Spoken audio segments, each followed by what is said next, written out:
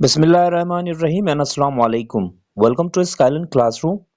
स्काइलन classroom में आज का हमारा टॉपिक है मिडिल इंग्लिश पीरियड, जो कि स्टार्ट होता है 1066 से और चलता है 1500 तक। ठीक है, और इस एज को जो मिडिल इंग्लिश पीरियड है, इसको दो मुख्तलिफ पीरियड्स के अंदर डिवाइड किया गया है।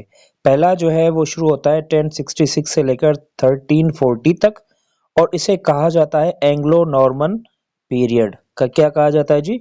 एंग्लो नॉर्मन पीरियड कहा जाता है। और क्योंकि इसमें जो लिटरेचर क्रिएट किया गया, लिखा गया, वो मेनली जो था वो फ्रेंच में था। और फ्रेंच जो थी उस टाइम के एंग्लो नॉर्मन्स जो रूलिंग क्लास थी, उसकी वो मतलब ऑफिशियल लैंग्वेज थी। ठीक है ना? तो इस वजह से जो लिटरेचर था वो फ्रेंच में डायलेक्ट में लिखा गया था, और इसको एंग्लो नॉर्मन पीरियड कहते हैं, जो 1066 से लेकर 1340 तक चलता है। ठीक है जी। और दूसरा जो पीरियड है वो 1340 से शुरू होकर 1400 तक चलता है, और इस एज को जो है, या इस पीरियड को नाम दिया गया है द एज ऑफ चॉसर। ठीक है ना? क्योंकि चौसर जो है वो इस टाइम का बहुत ही ज्यादा डोमिनेटेड जो है पोइट है, और डोमिनेटेड एक आप ऐसे कह दें कि लिटरेरी फिगर है, जो कि इस एज में या मिडिल इंग्लिश में पीरियड में बहुत ज्यादा नुमायां है।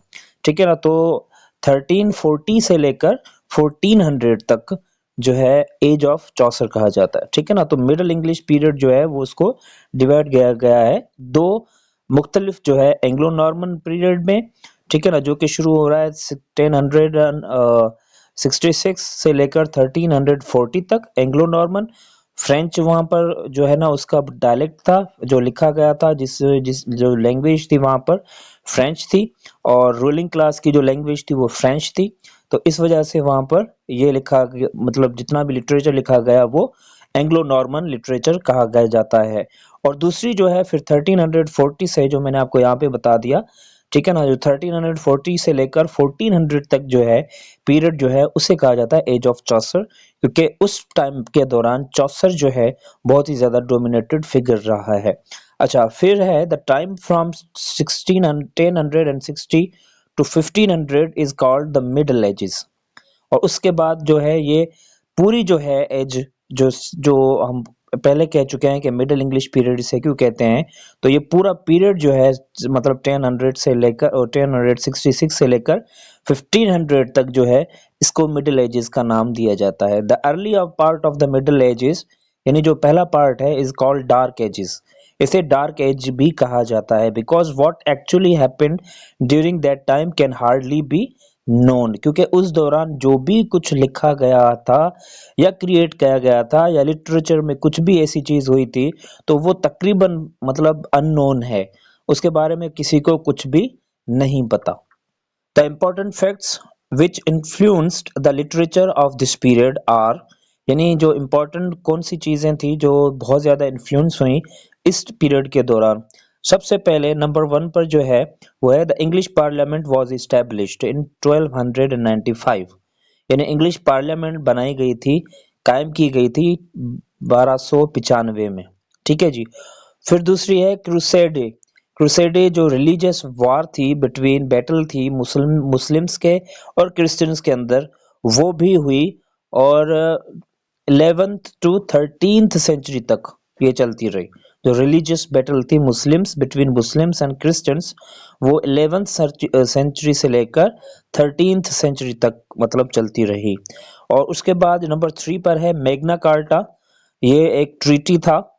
ठीक है ना? एक चार्टर ऑफ पीस था, या चार्टर आप कह दें, लॉ था, the great charter which limited the power of the monarchs. इसमें क्या किया गया कि मैग्ना कार्टा एक ट्रीटी थी, एक जो चार्टर था, उसमें जो मतलब बादशाह था उसके जो पावर्स थे उसको लिमिटेड किया गया। ठीक है ना? और ये कब हुआ? ये पास्ड ऑन 15th जून 1215 को हुआ मैग्ना कार्टा भी। ये हिस्ट्री का जो है पहला ट्रीटी था या पहला चार्टर था, जिसमें ये मोनार्क्स की जो पावर्स थे उसको लिमिटेड किया गया। उसके बाद नंबर 4 पर है 1362 को English was declared to be the language of law and courts. ये बहुत ही ज़्यादा इम्पोर्टेंट बात है कि 1362 को इंग्लिश को डिक्लेयर किया गया कि ये अब ये ऑफिशियल लैंग्वेज है, लॉ की लैंग्वेज है और कोर्ट्स में यही बोली जाएगी फ्रेंच के अलावा। ठीक है ना, पहले फ्रेंच बोली जाती थी। उसके बाद नंबर 5 पर है feudal system which had been very strong earlier collapsed after the Black Death, a plague in 1348 से 1490 तक 49 तक चलती रही वो। ठीक है ना, फ्यूडल सिस्टम खत्म हुआ, उसका मतलब जो है ना एंड हो गया जब ब्लैक डेथ एक प्लेग थी, एक बीमारी थी 1348 से लेकर, ठीक है ना, 49 तक चली वो, एक साल तक मतलब कंटिन्यूसली वो प्लेग एक बीमारी चली थी जिसका नाम था ब्लैक डेथ। ठीक है जी, उसकी वजह से जो फ्यूडल सिस्टम था वो तबाह हो गया, मतलब खत्म हो गया, वहां पे उसका एंड आ चुका था। अच्छा, उसके बाद है in 14th century, point number 6 है, in 14th century the reformation of English church began under the leadership of the John Wycliffe. अब जॉन वाइक्लिफ जो थे वो बहुत ही इंपॉर्टेंट फिगर है यहाँ पर। ठीक है जी, जॉन वाइक्लिफ, उनकी लीडरशिप के दौरान जो है ना रिफॉर्मेशन चर्च के अंदर जो कानून थे या चर्च के जो भी रूल्स थे उसके अंदर रिफॉर्मेशन स्टार्ट हो चुकी थी। इन 14th century reformation of English church began under the leadership of the John Wycliffe। ये हम ऑलरेडी कर चुके हैं।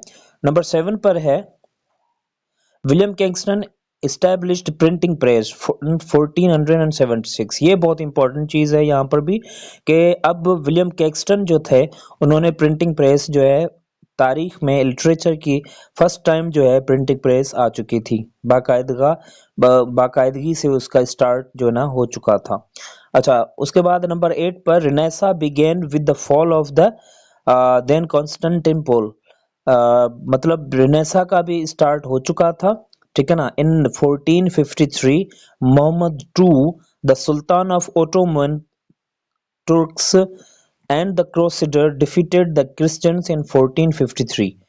जो मोहम्मद टू थे, जो सुल्तान थे ओटोमन तुर्क्स के, उन्होंने डिफीट किया यानी हराया जंग में क्रिश्चियंस को। ठीक है ना, एंड ऑक्यूपाइड द कंस्टेंटिनोपल, और उन्होंने कंस्टेंटिनोपल में जो है ना क्या कहते हैं कब्जा किया। And then the capital of Byzantine empire, फिर उन्होंने बिजेंटाइन एम्पायर जो बादशाह थी उस पे भी कब्जा किया। ठीक है, इस पे and the centre of the classical learning, जो कि सेंटर था उस वक्त क्लासिकल लर्निंग का। After the defeat of Christian scholars fled to different parts of the Europe. अब इस वजह से क्योंकि उन क्रिश्चियंस जो थे, स्कॉलर्स जो थे, वो दुनिया के मुख्तलिफ ख़ासतौर पे यूरोप के मुख्तलिफ इलाकों में उन्होंने जो है ना माइग्रेशन शुरू कर दी, क्योंकि वहाँ पर वो मोहम्मद टू आ चुके थे और उन्होंने कब्जा कर लिया था बिजेंटाइन एम्पायर पर भी और कॉन्स्टेंटिनोपल पर भी। तो उन्होंने मुख्तलिफ जो है ना यूरोप के शहरों का या मुल्कों का रुख किया, और इसकी वजह से वो जो स्कॉलर्स थे उन्होंने अपनी नॉलेज जो है यूरोप के मुल्कों में जाकर बढ़ाई या उनको सिखाया। दस एंशंट लर्निंग स्टार्टेड रिवाइविंग, फिर दोबारा जो है ना एक रिवाइवल स्टार्ट हो चुका था लर्निंग का यूरोप के अंदर, तो इस वजह से इसको रिनेसा भी कहा जाता है। The revival of the classical knowledge is called renaissance, और इसी को तो डेफिनेशन के हिसाब से कहा जाता है ना कि the revival of classical knowledge is called renaissance, उसे रिनेसा कहा जाता है। ठीक है, its features are curiosity about, इसके फीचर्स क्या हैं, कौन से हैं, और इसके फीचर्स हैं unknown patriotism, desire for unlimited wealth and the power, love of adventures, admiration for beauty, care for the humanism and fondness for the past। ये सारे के सारे रिनेसा के जो है ना फीचर्स हैं। ठीक है ना, और मतलब पेट्रोटिज्म था, desire for the unlimited wealth था, और पावर, वेल्थ और पावर की जो है ना डिजायर थी, लव ऑफ एडवेंचर था इसके फीचर्स थे, and admiration for the beauty था, care for the humanism and fondness of the past. ठीक है जी, नंबर 9 पर है कोलंबस डिस्कवर्ड अमेरिका। इस मिडल एज के दौरान ही कोलंबस ने जो है ना अमेरिका को डिस्कवर किया, दुनिया के सामने लेकर आए 1492 को। और वास्को डिगामा जो था वो भी इंडिया आया था 1498 को। अच्छा, नंबर 10 पर है, during this period Copernicus proved that the sun is the centre of all planets. और इसके दौरान कोपरनिकस ने प्रूव किया इस मिडिल एज के दौरान कि जो सन है वो सेंटर है सारे प्लैनेट्स का। ठीक है जी, तो ये थे मेन लिटरेरी फीचर्स इसके। आगे चलते हैं। अच्छा, उसके बाद है major writers of the period and their major works. सबसे पहले इसका पहला राइटर था इस पीरियड का जॉन वैक्लिफ था।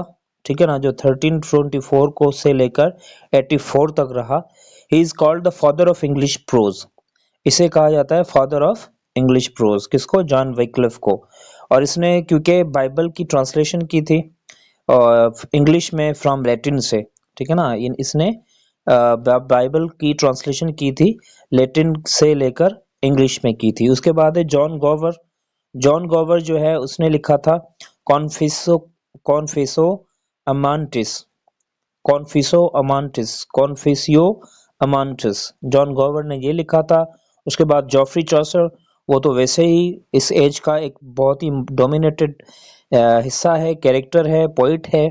इसने लिखा था ट्रोलियस एंड क्रेसिडस, ट्रायोलस एंड क्रिएसियडी, ट्रोलोलियस एंड क्रिएसियडी। और कैंटरबरी टेल्स इसने लिखा था। ठीक है जी। और फिर इसके बाद है विलियम लैंगलैंड। विलियम लैंगलैंड ने लिखा था पियर्स प्लोमैन। ठीक है। और फिर सर थॉमस मैलोरी, फिर है सर थॉमस मैलोरी। अच्छा जी, उसके बाद हम चलते हैं इसके मेन लिटरेरी फीचर्स पर। इस एज के मिडिल इंग्लिश के मिडिल एज के poetry serves as the main genre. इसमें पोइट्री जो है मेन लिटरेचर का जोनरा जो है मानी जाती है।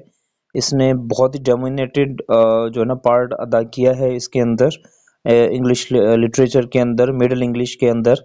तो पोइट्री जो है डोमिनेंट रही है। प्रोज नंबर 2 पर है, prose in English gets a strong foundation to.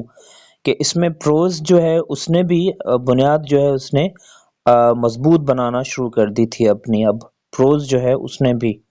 उसके बाद नंबर 3 पर, the English language reaches a considerable standard दो ओल्ड स्पेलिंग कंटिन्यूज। ठीक है ना, अब यहाँ पर इंग्लिश लैंग्वेज को भी अच्छा खासा जो है ना रिस्पॉन्स मिला, इसको कंसीडर किया गया स्टैंडर्ड लैंग्वेज के तौर पर, स्टैंडर्ड लैंग्वेज के तौर पर। मगर इसकी जो स्पेलिंग्स थी अभी भी वो ओल्ड इंग्लिश वाली जो थी कंटिन्यू जारी थी। ठीक है। अच्छा, drama began in the form of mystery play.